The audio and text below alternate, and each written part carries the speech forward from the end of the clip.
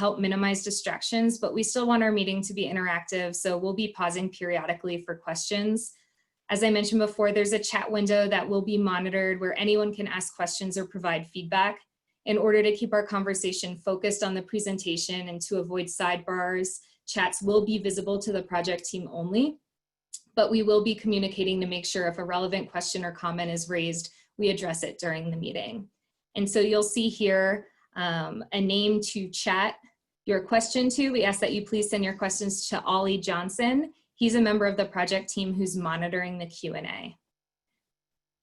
So before we move into introductions, I'm going to preview the agenda for this evening. We're here tonight to speak with you about the South Central Network. We'll start off by giving a brief overview of the network, including area, boundaries, and goals.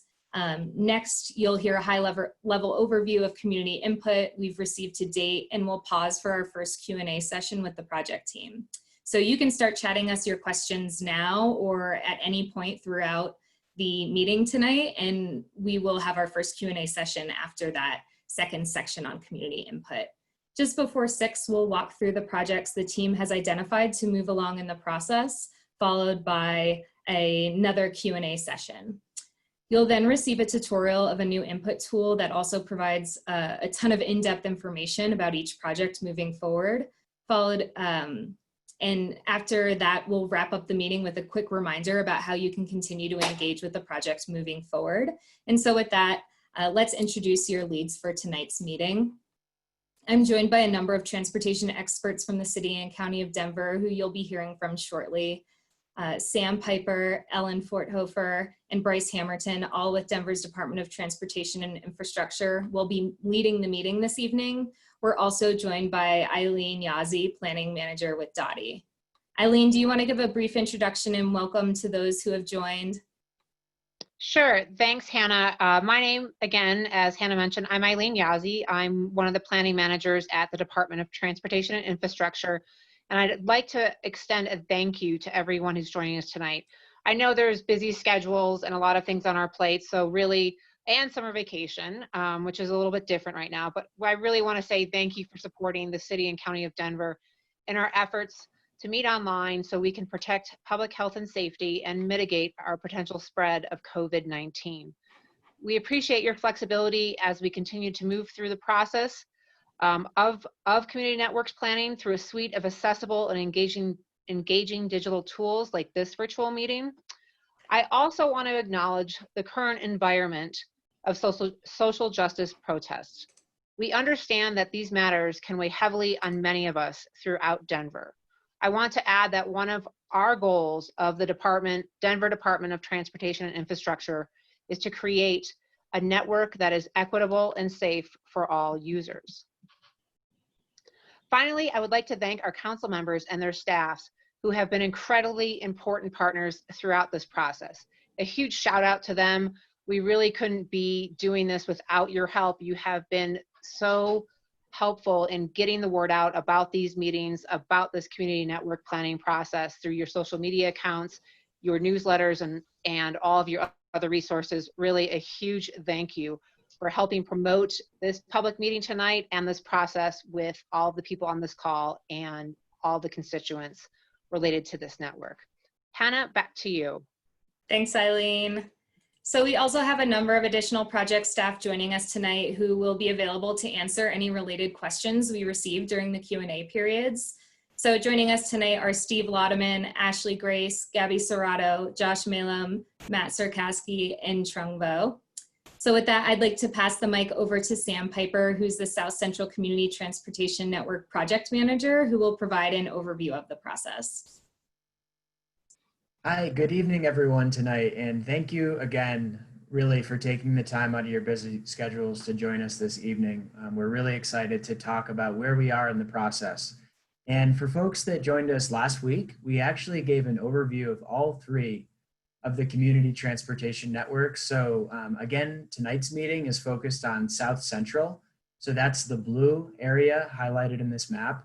But recognize that this is a new mobility program that Dottie is leading in these 3 areas of town, which is oriented at improving transportation choice and mobility options for all the ways that we would like to move with the real goal to advance safety. And in South Central Denver, it's a large area. We're actually covering 12 different neighborhoods, and those neighborhoods are listed on this map here. And just for a quick context, if you're new to joining us and learning about South Central Denver, just know that we're bordered roughly by downtown on the north, by Platte River Trail on the west, by the city boundary on the south, and then the east side of Washington Park or Franklin Street on the eastern boundary.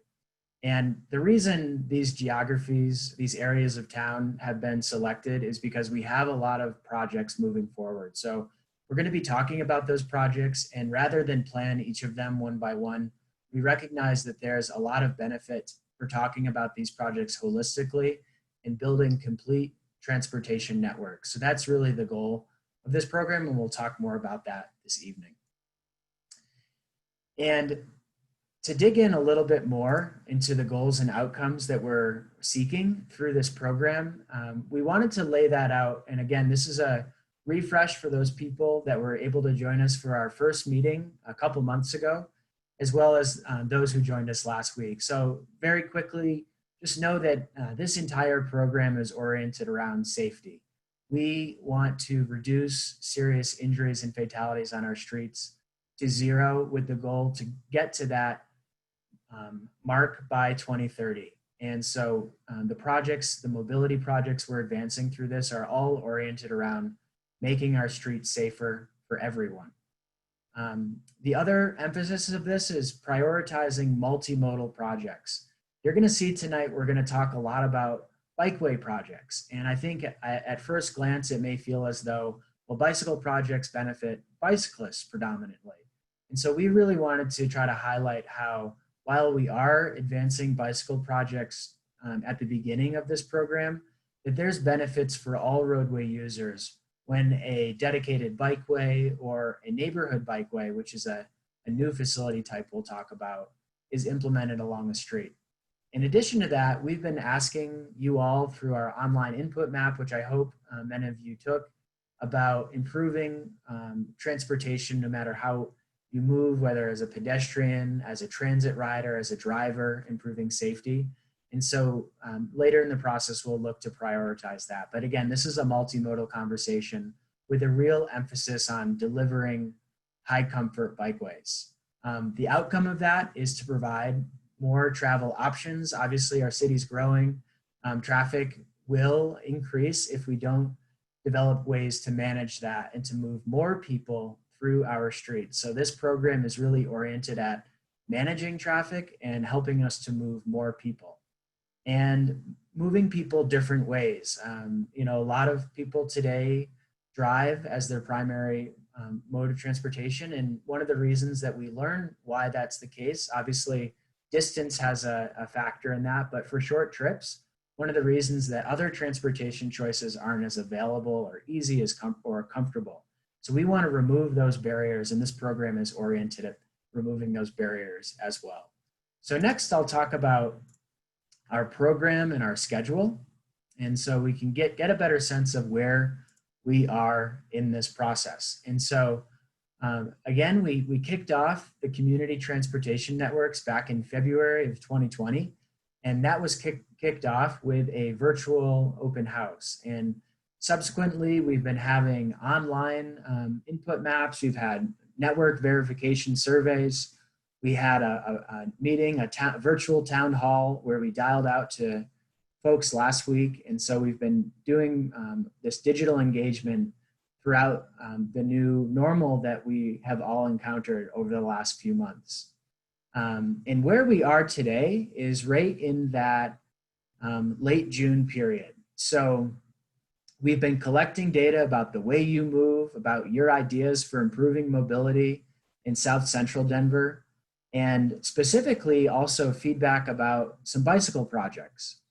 And from a technical perspective, we've been developing analysis of bikeway projects that were recommended in Denver Moves bicycles and vetting what it would take to implement the recommendations as described in that document. And so in June right now, we are developing and sharing with the community what we've learned through that analysis and some draft concepts for what these bicycle projects could look like, how these streets could change to improve safety and to improve transportation choice along these specific corridors. And as we advance into the summer, know that we will be advancing these conceptual ideas for how these bikeway corridors will look and feel, and with the goal to be implementing bicycle projects throughout the rest of this year, next year, 2021, and through 2023. And this is where I really did want to emphasize the multimodal or the all transportation option perspective of this program. And while we are advancing bicycle projects, we're also going to be taking all the feedback you gave us about the other ways you move. And we have other mobility programs trying to organize that information and to improve other aspects of our streets in South Central Denver. And with that, just wanted to give a quick recap. So as I mentioned, we've had a lot of public outreach the last few months. And we just wanted to say a huge thank you. Thank you so much for dedicating your time to all of the tools that we've pushed out to your community to ask you questions. And as a quick recap, we've captured more than 1,300 data points from our online input tool, and that's specifically for the South Central Network. And Ellen will talk a little bit about more where that feedback's concentrated. We had, I believe it was 5 or 6, what we called network verification surveys, where we had options of which bikeway corridor to advance. And we needed your feedback to get a clear sense of what your priorities were for South Central Denver. And just wanted to emphasize across those surveys, we had over 1,700 responses, and we did a little bit of math.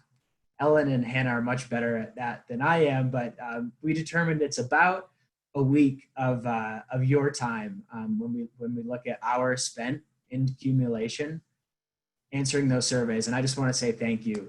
That's a lot of time for you to give us your feedback, and it's critical feedback. It's given us really clear direction on next steps, so we appreciate that. And then coming full circle, South Central and our citywide community network meetings have reached over 800 people virtually. So we appreciate you taking the time tonight, as well as the feedback you've provided to date. So with that, I wanted to pass it over to Ellen, and she can talk a little bit about more what we've learned through this outreach process. Thanks, Sam. My name is Ellen Forthofer. I'm a transportation planner with Dottie, and I want to thank everyone for being here tonight, and also thank you in advance for your patience. If my dog decides to say hello, that is one of his favorite things to do. But I will just really quickly walk through at a high level what we've heard from just kind of the sheer numbers that Sam just talked about. And again, want to highlight that we would still like to hear from you specifically right now. You are able to ask a question. There should be a Q&A box at the bottom of your screen. We will be pausing for questions after I walk through what we've heard from the public input thus far. So just want to remind you all that you can, if you have any questions on what we've covered so far, please do feel free to put those into the Q&A box. So in terms of what we've heard so far, just want to quickly orient us to this map. Part of the great thing about a network this big is there are a lot of opportunities to connect across neighborhoods. One of the disadvantages is it's very difficult to fit a map on the slide. So what you're looking at is a map of South Central, but kind of cut in the middle. So the image to the right of your screen is the southern portion of this network. And you'll see in the lower left-hand corner, there's a legend. I'll walk through 3 maps and just want to talk quickly through what this legend means, because it will be the same or very similar for each map. So you'll see lots of circles in different sizes. One of the really cool parts of the outreach tools that we used is there was the opportunity for folks to like or upvote other comments or questions that came through that survey tool. So you'll see on these maps, the bigger the circle, the more likes that idea or concept got. And just for ease of legibility and being able to talk through this information at a high level, we've grouped feedback and comments into higher level themes. So on this map, you see visibility and speed concern issues. So in the orangish red color, that covers visibility issues. So that's people who were biking, people who were walking, people who were driving, noting that there were visibility concerns as they were going through the network in each of those modes, but also just general visibility concerns is covered in that topic as well. And then the blue here notes where people identified that they were concerned with drivers' speeds. So just want to call out a couple high-level themes from this information. We largely heard from the community that there is a desire to reduce vehicle speeds near parks and schools, as well as to improve the visibility and crossing infrastructure on major roads. And by major roads, sorry, there's my dog. By major roads, we mean the Spear Boulevards, the Broadways, the Lincolns, the Alameda Avenues, streets that can be a little intimidating to cross, especially if you're not in a vehicle, if you're biking or walking. So just want to highlight that what we're hearing from this feedback will be combined with the data analysis that our project team is running on the back end, as well as input from other projects and the bicycle improvements that come out of this community network project will include design elements to slow traffic and increase visibility, not just for bikes, but for all users of the road. So this feedback really helps us to understand where the hotspots are in the community in terms of where we would really like to prioritize those types of improvements. And so on the next map, again, you'll see very similar legend, but slightly different subject matter. So on this map, the yellow is referring to pedestrian feedback. So that's everything from places where there were identified walking barriers to suggestions for sidewalk improvements, as well as just areas that are difficult to walk in or to cross. The green on this map shows transit access issues. We've included them together because often if you're trying to access a transit stop, you're likely walking or biking. And so we thought that this information paired well to kind of look at those themes together. So at a high level, what we've heard here is really a desire to improve pedestrian and bike access to transit stations. There are several in this area, including the I-25 and Broadway station, Alameda station, Evans station, as well as a lot of really highly utilized bus stops along the Lincoln and Broadway corridors. So we heard that loud and clear. We also saw that better crossings for people walking across Spear were very desired, as well as suggestions to improve sidewalks, particularly on streets like Santa Fe Drive or 13th Avenue. Those were particularly called out as potentially wanting wider or better pedestrian space, as well as just improved sidewalks in general. So again, the community network process, these projects may include some opportunities that can improve the pedestrian experience, but regardless, as Sam mentioned before, we are cataloging all of this information and putting it into the right programs so that this feedback is heard in other programs throughout the city as well. And on the last map that I will walk through today, we wanted to focus on the comments that we heard specifically related to biking. So here, there's just one category of the bike feedback, but it includes everything from places that are difficult to cross on a bike, general bike improvement suggestions, as well as specific routing improvement suggestions. And some high-level themes from this map that we heard, you can see Spear Boulevard is lighting up again as a place that's really difficult to cross if you're on a bike. So we heard that, as well as wanting to improve access to parks, specifically Cheeseman and Wash Park. We also heard that, similar to Spear Boulevard, crossing 6th Avenue can be really difficult, particularly at Spear, and further east into the Cap Hill neighborhood. And the last high-level theme that I'll cover here is just similarly to improving pedestrian access to transit stations, we heard a desire to improve bike access as well as the presence of bike facilities at transit stations. So the Community Networks program will be improving the bicycle network in this area over the next 3 years.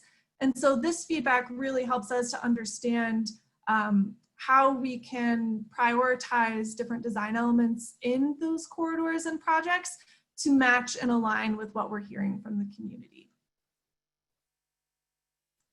And with that, I'll just talk again at a very broad level. We kind of covered this in the maps thus far, but we've received over 3,000 responses to date from the various outreach tools that we have used so far.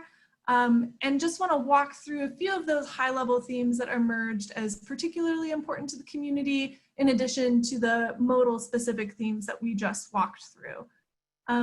So we heard from the community that regardless of whether you're walking, rolling, riding a bicycle, taking transit, or driving your car, that it's really important that safety is prioritized. We heard that safety is by far the #1 priority and decision-making factor for improvements in this area. We also heard a really strong desire for improved connectivity. We heard that the community really wants to be able to move through their neighborhoods easily and be able to have lots of choices in that as well. So that involves making sure that we have really simple routing options, that we're removing some of the barriers for people who are walking or biking, and generally just making it easier to get to the places you want to go, like parks, local businesses, and schools. And when it comes to timing, one thing that we heard from the community as well is a value for faster implementation. This effort aims to ensure that we're choosing the right route currently. We'll continue to monitor facilities and make improvements where we can, potentially improvements that include more permanent designs. But one thing that we heard is that there is a need today and faster implementation is really valued by the community. And also do want to highlight, we did hear several concerns about potential impacts such as street parking. We heard this through our surveys and our comment form. And on each corridor that we plan to improve, there are trade-offs that involve potential impacts like on-street parking. We are really committed to further understanding this corridor by corridor and weighing the values and priorities of the neighborhood, as well as the data and analysis that we're doing on the back end to come to the right decision for how we can build out a more connected network in this area.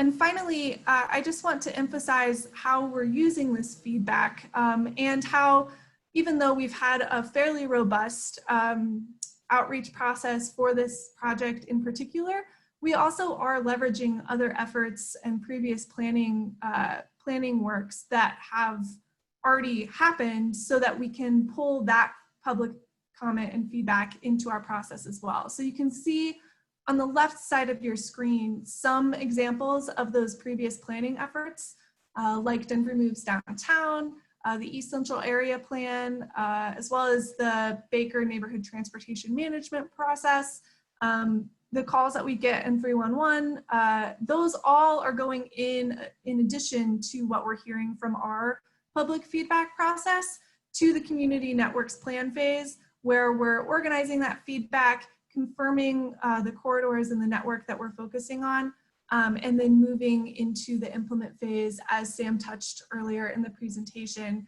where we'll be implementing bike projects, but also moving forward what we hear in different modal categories and making sure that the right people at the city are aware of that and can move forward. Great, thanks, Ellen. I think now is a good time for us to take a quick break to answer questions from the community. If you haven't tried it yet, you can ask the project team a question by clicking on the chat bubble icon and typing us a message. We ask that you send it to Ollie Johnson. He is managing the Q&A for us. We will have a second Q&A session tonight, so if we don't get to your question now, we will likely cover it in our second session. And if we don't cover it in our second session, we will make sure that we update our FAQs document if it's relevant to a broader scope, and we'll make sure that we can get those questions answered. So to start off with a first question and just a clarification that I can answer pretty quickly is from Jonathan, who's asking whether the 1,700 responses from the SurveyMonkey surveys was a total response. And that was, yes, that is the collective number of responses across the surveys that we had up on SurveyMonkey. The themes that we pulled today, the maps that we showed you are in some of those pieces and analysis of public input, they're still being analyzed by the technical team. However, we do intend to publish those survey results and responses online. We'll make sure that you're all kept up to date when we do and share that information. And so we have another question here from an attendee who is asking whether the projects that are chosen will change based on the public input themes that we talked about in this last section. And Sam, do you want to speak to that a little bit more? Yeah, certainly. So what I would like to emphasize is that when we say projects, we do have our bicycle projects that are moving forward through community transportation networks. And those projects, what we wanted to do through this initial outreach process was what we call confirm the network. So we have Denver Moves Bikes, which was developed back in 2011 and revised back in 2015. And so we just wanted to make sure that the recommendations within that plan still reflect the values as they did when those projects were initially envisioned. And so as you'll see tonight, many of the projects, the feedback that we've gotten support the recommendations as included in that document. But there's other projects where your feedback has helped us to recognize that a different corridor likely is more appropriate to advance as a bicycle project. In addition to Denver Moves Bikes, we also have Denver Moves Transit and Denver Moves Pedestrians and Trails. And so through this process, we're verifying the network recommendations that were developed through that plan as we look to advance future projects. And yes, input is always used by our team to inform the direction that projects take. So we really appreciate it. It's critical to the process, and please keep providing it. Great, thanks, Sam. Before we move on, we did receive a question about how folks can provide additional input, and I do want to just tease a little bit. We have some really great interactive new input tools that we're going to be previewing and doing a tutorial of later in this meeting. So stay tuned and stick around. Like I said, if you're not able to stay on for the entire meeting, we will post this online, a recording of this meeting. So with that, we are going to move on to the bike planning implementation process. Bryce, do you want to speak to this slide? Yeah, for sure. Thank you, Hannah. So yeah, one of our goals as a part of this process is to build out a complete bike network, just to make it more comfortable for everybody to travel within their neighborhood. And as you can see, the first step in that process is to confirm the bike network. The next steps after that are to develop options for funding, develop a concept design, completing detailed design, and finally constructing the bikeway. And I did want to emphasize that it's important to know that each project will move through this process at its own pace. So based on a variety of factors, such as technical complexity, potential impacts, and public input. So right now we have 3 tiers of projects, Tier 3, Tier 2, and Tier 1. And Tier 1 projects are moving more quickly toward design, while others need more time for analysis. So as you can see, as projects move along faster, they get put into a different category of the implementation process. So this is an incredibly important time to gather input from the community And we definitely ask that you check the project website next week to review our story map and take the surveys we're making. And this will be for each individual project. So now, Sam, would you like to talk about the network benefits? Yes, thank you, Bryce. And so through community transportation networks, we have about 25 bicycle projects that are advancing through this part of the program. And what we wanted to emphasize is, well, where do these projects get us to? And where do they connect to? And how do these connections and these projects we're advancing mesh up with a lot of the feedback that you provided us that Ellen spoke to previously? And so we have projects that are looking to make it easier to cross Spear Boulevard. As Ellen mentioned, that really lit up in the feedback you all gave to us, that as a pedestrian or as a bicyclist, transit user, getting across that is a barrier. In addition to that, kind of focusing to the north of Capitol Hill, as likely many folks are aware on the phone, we had a network survey for the Washington-Clarkson corridor, or routing bicyclists and pedestrians on a neighborhood street as we move north-south through Capitol Hill. So we'll give an update about that project a little bit in this presentation, but just wanted to emphasize that what was clear from that survey and from the tool is that moving north-south through Capitol Hill as a pedestrian or as a bicyclist is challenging today, and there's safety issues with that. So we'd look to resolve that problem through this program. And then looking south of Spear Boulevard, again, filling gaps in our network in the north-south direction, to the west of Wash Park, making better connections between Broadway and Wash Park and across Lincoln. Those are things that consistently came up through our outreach. And we have projects that are looking to resolve those gaps. And then moving further south, again, I-25 is kind of similar in that it's a mobility barrier for pedestrians and bicyclists crossing from Platt Park into West Wash Park. So we have projects that are looking to address that gap. And then going further south, again, filling gaps east-west in the southern part of South Central network, and then north-south from really the edge of Denver as we travel towards I-25, looking to complete projects within that. And so just wanted to emphasize again that the projects that we'll speak to, and as Bryce indicated, that what we're finding now is projects are kind of aligning themselves into different tiers, which relate to the level of analysis that's necessary to kind of keep those moving along in the feedback you've all provided to us. And again, these recommendations all came out of Denver Moves, and we've asked you to help to verify this network as we move projects forward. So we again wanted to thank you for that feedback that you provided. And as I pivot to talking about projects, we just wanted to kind of give some meaning to what these words tiers mean. They're not, don't think about them as a concrete thing that can never change. We could have what we call kind of a tier 1 early action project today, shift in the future and become something that needs more analysis, more work in the future. But this is based on the feedback that we've gathered to date, how projects stand. And so we'll walk through these batches of projects, and I'll explain specifically where they're located. And this is a lot of information. We have a lot of projects in our network. And so what we also wanted to tee up is we have a brand new tool, which we're launching tonight, that gives you much more detail about each one of these projects and where they stand.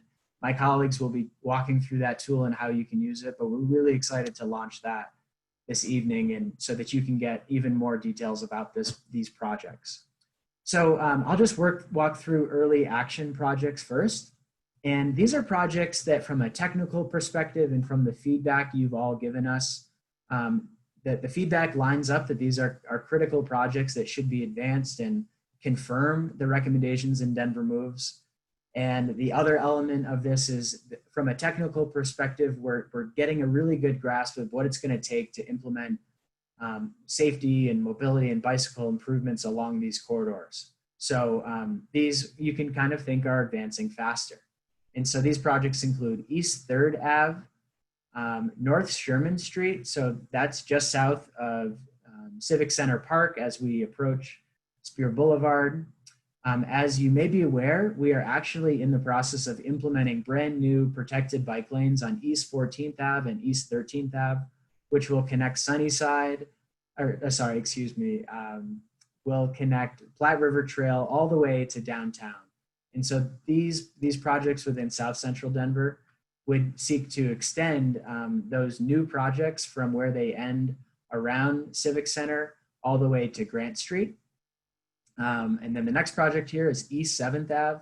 East 7th Ave is a critical corridor that connects Capitol Hill in the east-west direction, linking from North William Street on the east and traveling west all the way to Broadway. And as I hope people are aware, we've been working for many years to implement the new two-way protected bike lane on South Broadway, and that is scheduled to be implemented next year. And so East 7th Ave will tie directly into that project.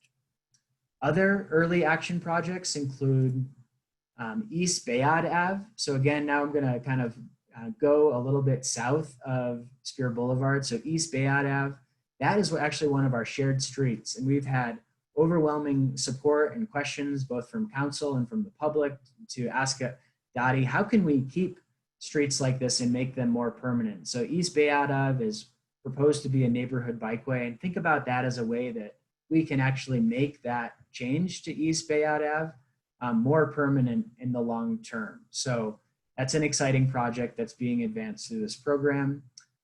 North Galapagos Street, that's a north-south corridor that'll connect points near Spear Boulevard to the south, East Exposition Ave, and then South Pearl Street. So I know that this is a long list of projects, but again, I promise you, we've got a very easy to use tool that can help you orient more with those. And all we're trying to gauge your interest. If this is a project or a corridor that you want to learn more about, send us an email with that project in the subject line, and then keep an eye out for how to find these projects in the tool. So all we wanted to confirm tonight is that these projects are more of our early action and likely moving faster.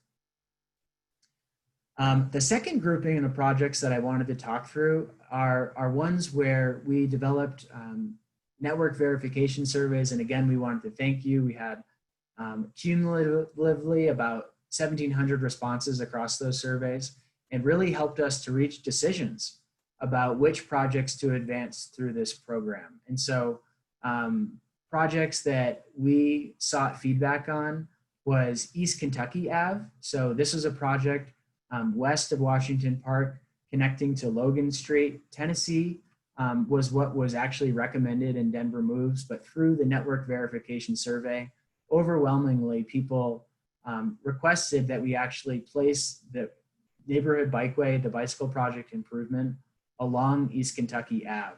So we've listened to you all, and the project that we're now advancing is East Kentucky Ave. Another project where we had different options for routing people was near, as we cross Spear Boulevard, right within the Golden Triangle, and Bannock Street has an existing bike lane, but we asked the public, should we try to route people across Bannock? There's some real challenges with Spear Boulevard in that location.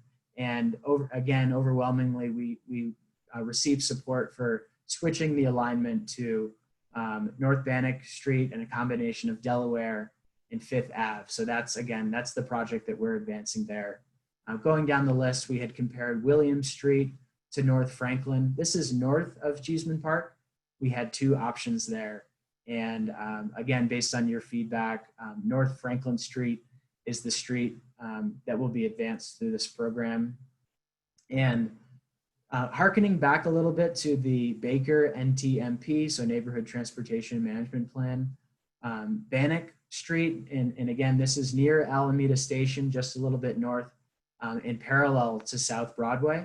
Bannock Street was recommended to be a bike lane in that part of town. And based on work and survey work through the Baker NTMP, it was actually determined that South Cherokee Street was a preferred north-south connection to connect folks to Alameda Station. So again, listening to the public and shifting that alignment and advancing South Cherokee Street. And East Virginia Ave, that's again a project where we wanted feedback, on Virginia versus Dakota. It's a challenging project due to busy crossings of Lincoln and Broadway. And again, this project's west of Washington Park. And so what we actually determined is likely most feasible in the near term is to do a combination of East Virginia Ave and Dakota. So we've got much more details about that, and I'll point to that in the brand new tool that we have this evening. But just wanted to provide an update and a big thank you for all the feedback that you gave us, which helped us to reach decisions on these projects. And then the final grouping of projects that we wanted to talk about is ones that frankly need more study. And so really there's 3 projects that are in this category, and they all are at different states.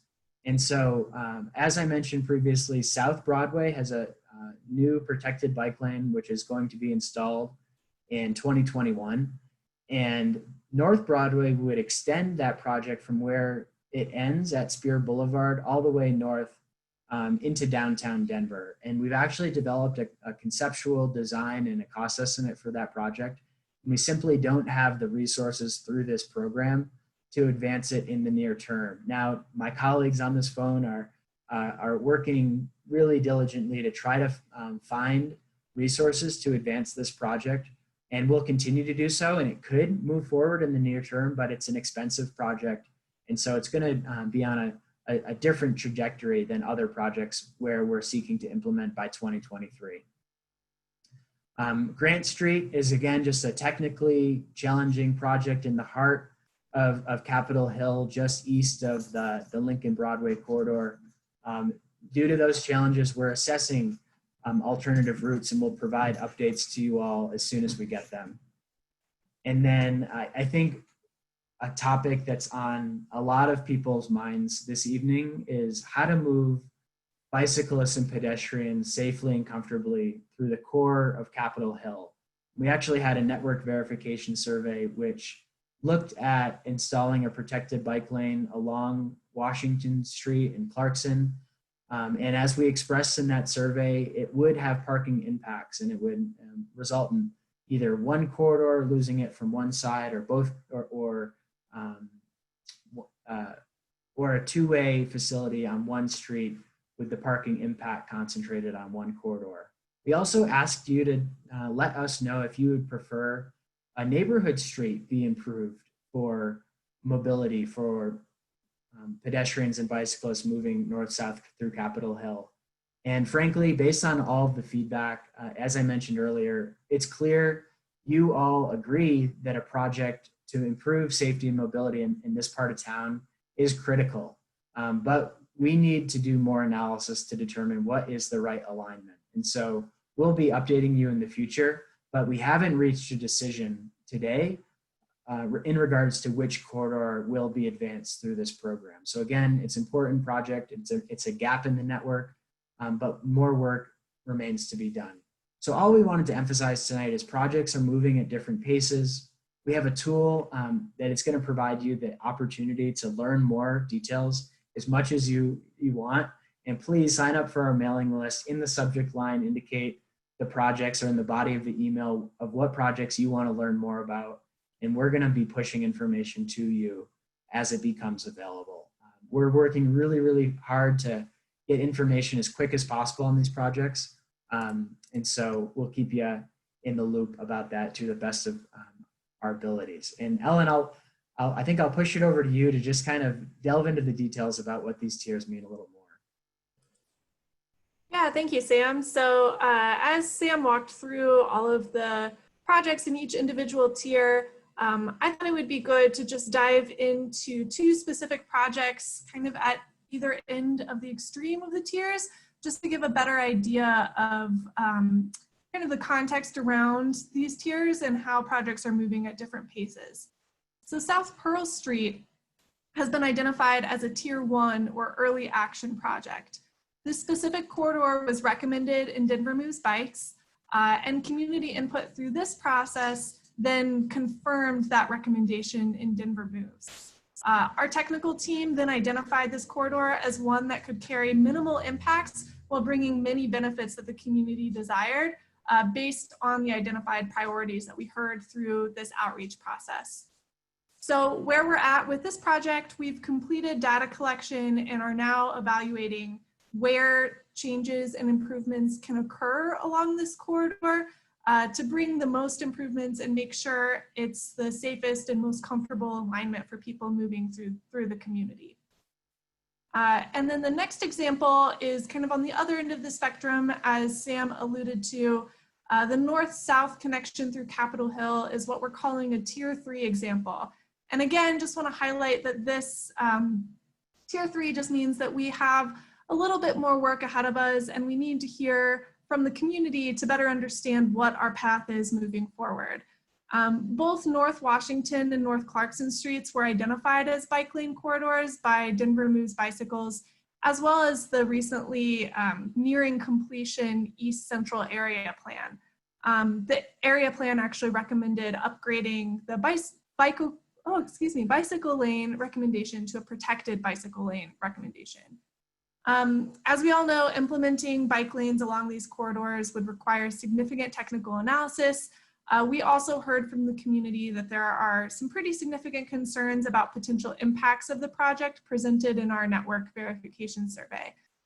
Do want to also highlight that something we heard through that survey was the community identified just a concern about general safety on this street as well. So we do think that there is some progress to be made and better understanding like what the path is forward. We kept that survey open a little bit longer after seeing initial results and hearing from folks in the community that we needed to do a little bit more work to just make sure we were reaching the right folks in the community. So we met with stakeholders in Capitol Hill. We reopened the survey, and we also took additional strategic steps to promote the survey to better reach the community. And by doing that, we increased the responses by four times, which was really exciting because it really just confirmed that regardless of preference of corridor, it was really clear that the community wants a strong north-south connection through Capitol Hill, and that there is a mobility gap there, whether you're walking, biking, taking transit, or driving, and the project that we choose just really needs to address that gap. So with this project being in Tier 3, that really means we want to acknowledge the concerns that we've heard from the community, both about a need for increased safety for people walking and biking, as well as concerns about potential impacts like on-street parking. So as we move forward, we're trying to balance those concerns with the data analysis to find the best solution and path forward. And with that, I'll hand it off to Hannah to do some question and answer. Well, thanks, Ellen. As Ellen said, this is a good time for us to pause before we walk through the story map and surveys available for community input. And so again, if you're new to the meeting, just joined, you can ask the project team a question by clicking on the chat bubble icon, typing us a message, send it to Ollie Johnson. Again, if we don't get to answer your specific question, we have a lot in the queue. Please note that we'll be reviewing all questions submitted and adding to our FAQs document located on the project website. And so for our first question, this is from Kevin, and he's asking whether we are considering non-enforcement related speed reduction strategies. So for an example, that would be speed bumps or other infrastructure changes to slow cars down and make it safer for people who are on bikes and people who are walking. Bryce, do you want to take that question? Yeah, sure. Thank you for your question, Kevin. One thing that I see in your question that I want to address is specific infrastructure changes. We are limited in funding for infrastructure changes. However, there's still a lot that we can do with just paint and post. And I think it would be helpful in maybe a future presentation if I could put some slides in with some photos and examples for you. But some of the things we are considering are traffic circles, bump outs at intersections, chicanes. So yeah, there's a number of things that we can do, and we can do all of this with just paint and posts, so like flexible bollards. So yeah, and that's something we are looking at. And Bryce, may I just add to that, for Kevin's benefit and the rest of the folks on the phone, there's a new bikeway facility type that we're looking to advance through this program called a neighborhood bikeway. And one of the key design goals of that is to maintain low travel speeds along these local streets. So all the tools that Bryce just mentioned, those traffic circles and extensions of the curb to narrow the street are all aimed at helping to keep travel speeds low. So yes, we're definitely looking at those design elements. And as you look through concepts for projects, please provide feedback on those elements. So thank you. Thanks, Kevin. Thanks, Sam. Thanks, Bryce. So our next question comes from Jim, and he has asked, what is the prognosis for funding these projects given the current city budget situation? Eileen, do you want to cover that and answer Jim's question? Sure. Thanks, Hannah. Thanks, Jim. Related to funding, the mayor and Denver as a city, since we have made bikes a priority and have for a number of years, we do have funding right now. We've had that funding available to us in 2019 and in 2020 budgets. So that funding is here right now. Obviously, as our economic situation progresses in whatever direction, we have to work through our normal budget process in order to assess and see where we're at budgetary, but we do have money right now to implement the bikeways part of the community networks. Thanks, Eileen. And I think we have time for one more question in this question and answer session. And this is from David, and he is asking whether the Bayard shared street will extend west into the Baker neighborhood. And Matt, I believe this is your area. Would you like to answer whether the Bayard shared street will extend west into the Baker neighborhood? Yeah, absolutely. Thank you, Hannah. So the short answer is yes, we are going to provide a neighborhood bikeway connection to South Cherokee Street. As Sam mentioned previously, South Cherokee was identified as the proposed north-south bike lane connecting through the neighborhood based on the NTMP that was completed. One thing I just kind of wanted to build on and clarify there, though, was the Bayard corridor was originally identified as a bike lane through Denver Moves. However, based on the feedback we've received on the shared streets, the existing volume that we see out there previous to COVID, and the analysis that we've completed through the community transportation network process, we've recommended that this corridor be changed to a neighborhood bikeway. Our goal is to use some of the tools that we've already referenced to maintain the current speeds and volumes that are experienced with the shared street. Yes, it is going to extend to the west to reach South Cherokee as a neighborhood bikeway connection. Thanks, Matt, and thanks, David, for your question. We are we're getting close to 6:30, and I want to make sure that we walk through the project's online story map. So what I'll do right now is switch my screen share and walk you through a little bit of a tutorial. So as the projects in the community networks move into the next phase of study, you've heard tonight concept designs will be created to understand areas that need further analysis and really set the vision for each corridor. And so your input is needed now to help shape these concept designs. And to gather public feedback, the community networks team created an online survey map, which combines written information, maps, survey links to give context and gather feedback about each project corridor. And so I'm just going to take a quick few minutes to walk you through how to use this online tool. We're also going to cut this segment into a quick tutorial, and we have some written instructions. So we will follow up with that information as well after this meeting. And so the Community Transportation Network's online story map provides some background information when you scroll down in the welcome section on the left-hand side of your screen.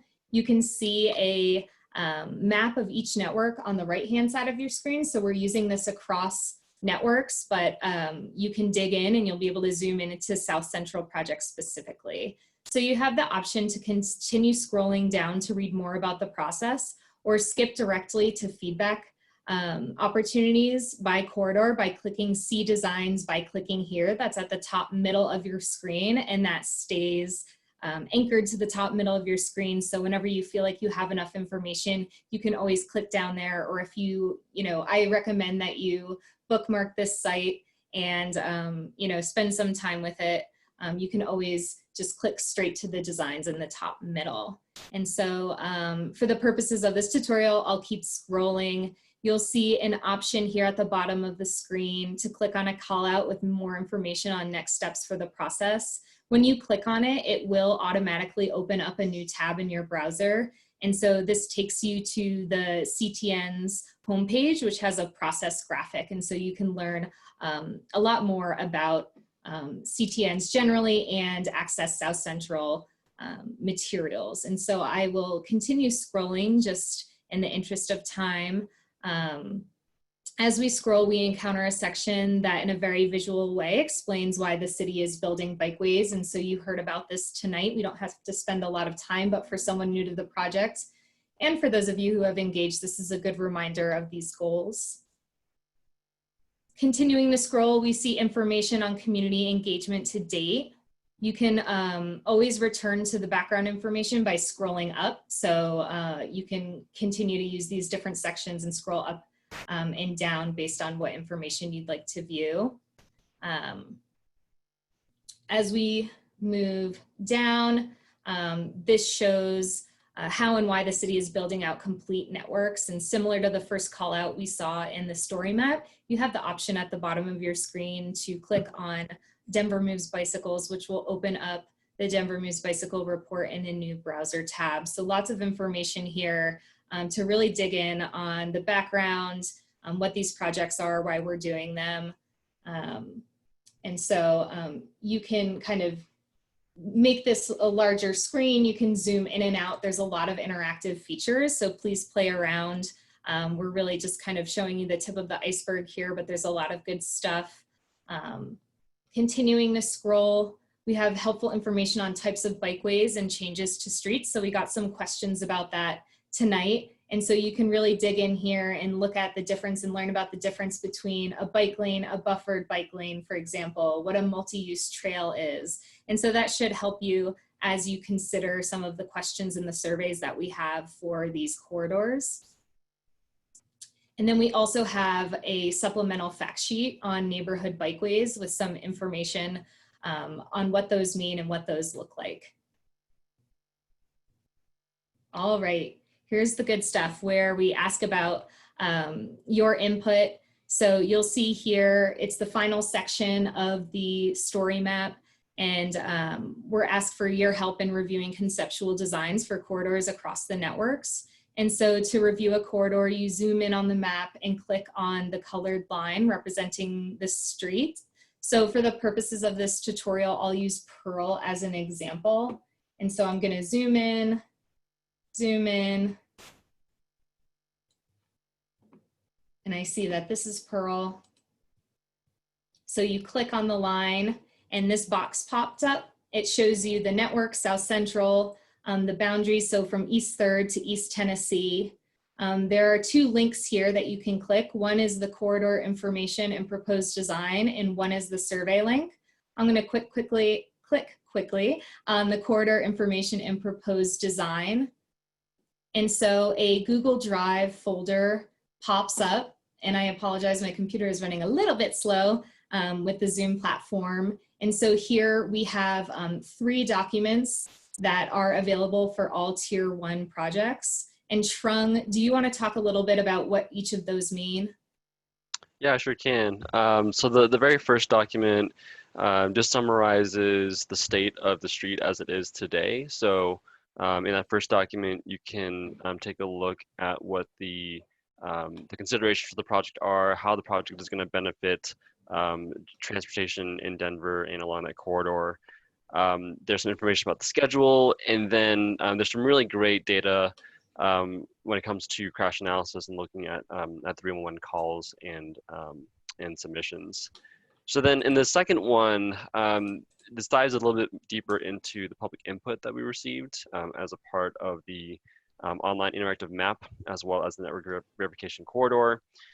And some themes arose that we felt like were really driving the need for this project. And so the bottom half of the second page of this document explains how those issues are going to be addressed via the design. And then the third document is a illustrative conceptual map showing the design concept for the corridor. It's a larger file, so give it some time to load, but this gives you a really great sense of what we're thinking so far, and we really want your feedback on this. And so please take a look, kind of explore what we're thinking for the corridor in response to the analysis that we've done, as well as your input.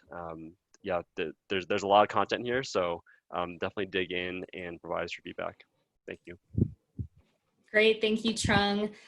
Moving back to the story map, and thank you everyone for hanging with us. We are wrapping up after this tutorial, so we have a survey link here. When you click on that, it takes you to a Survey Monkey, which is typically how we have deployed our surveys on this project.